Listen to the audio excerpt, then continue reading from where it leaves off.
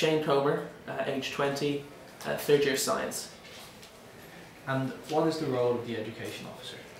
The role of the education officer is to represent students from an educational point of view. I realise that's a bit sort of roundabout, but it's to represent their educational needs, to stand for them on educational requirements, where if they have problems of any description that impedes on their education, they come to the education officer when they have a problem like that which is affecting their educational and academic experience.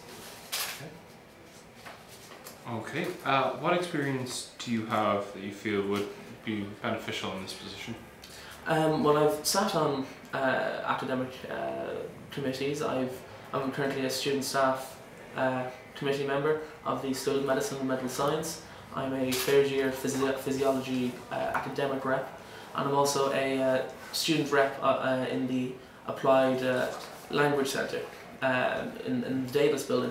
I also have experience in dealing with committees as well. I'm the mission chairperson of the Relay for Life committee. I'm a member of the welfare crew, so working with a team. I'm on the police talk committee, and I've also been a peer mentor and orientation guide for the last 2 years running. So I understand what it's like when students come to you with academic and educational problems.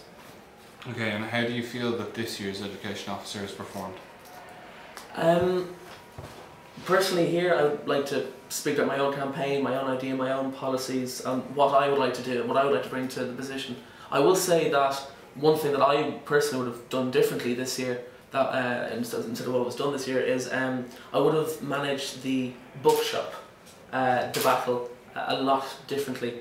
I mean, in times where everyone's watching, the pennies tighten the bells, etc., to see waste like that, it's just not right. It's just not right to see waste like that. Excuse me. Now, I understand there were some books that were, of course, out of date, but there were many books there that still had vast amount of information that could have provided for students. And the fact that, excuse me, a drink of water, sorry. No problem. The fact that, students weren't properly informed of the availability of these books at €2 and then, of course, for free, again, isn't just right. It ties back into what I want to bring to the office, to the education office, to the education officer. I want to reconnect with students. I want to re-engage with them. I want them to be aware of me. I understand there'll be days where I'll be in meetings from dusk till dawn, obviously, but I want to make sure that there are clinic hours available where students can come to me with problems like that. I want to re-engage. I want to create a UCD-specific education blog, a Facebook, a Twitter. These simple ways of connecting students with me, their education officer, if I'm elected, and of course with their education, allowing students to re-engage with their education. So very briefly, would you say that Sam Gagan has failed to make himself visible this year? I wouldn't say that he's failed to make himself visible this year, but I feel that the education office is an office that isn't as well publicised as it should be. And will you be voting for or against the introduction of the new proposed constitution? The new constitution, currently I'm leaning towards voting yes, but I understand there's going to be quite a significant no campaign. I understand there's going to be a yes campaign, but there's talk of a strong no campaign as well. So I will obviously keep an open mind. I won't just stick my head in the sand. I will listen to arguments of both sides. And when the vote does occur on the same day as the sabbatical elections, I'll make an informed decision then. What aspects of the new constitution do you like? Which ones would cause you to vote for it? One of the key things that I like about it is the introduction of the UCR and class reps, the Union Council representatives.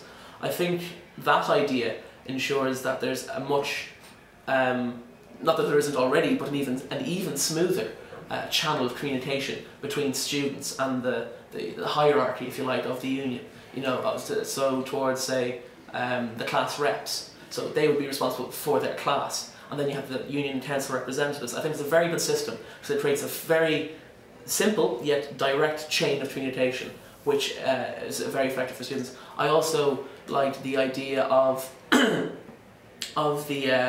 reform of the sabbatical positions, especially the graduate education officer. I understand there is the postgraduate officer currently Mr. Martin and all this, but I think that given postgraduates, which are a huge part of UCD, giving them that recognition is important, and that's another aspect of it that I really like.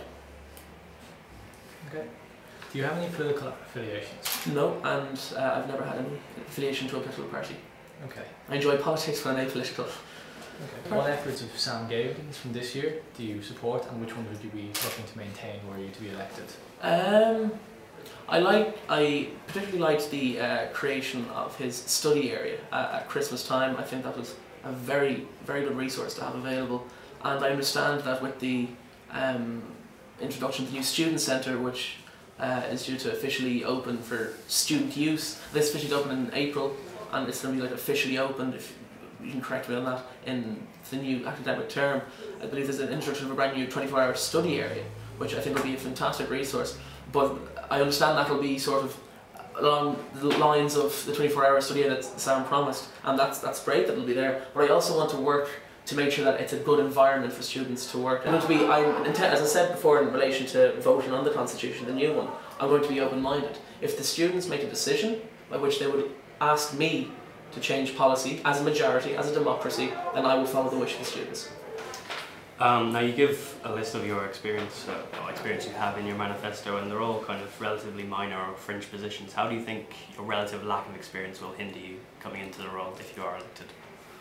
Well, I'll politely disagree when I come to relative lack of experience there. I think peer mentoring is a huge role to undertake in UCD. I mean, your first year's coming in and simply you're teaching them how to get by. I can't remember the last time that an education officer served two consecutive years. And as I said, the education office needs to be reopened and stuff like that. But I don't see any reason why, just because you've been the education officer for 1 year, things makes you. I don't see why being the education officer for one term means that you'll be a great education officer for the second term.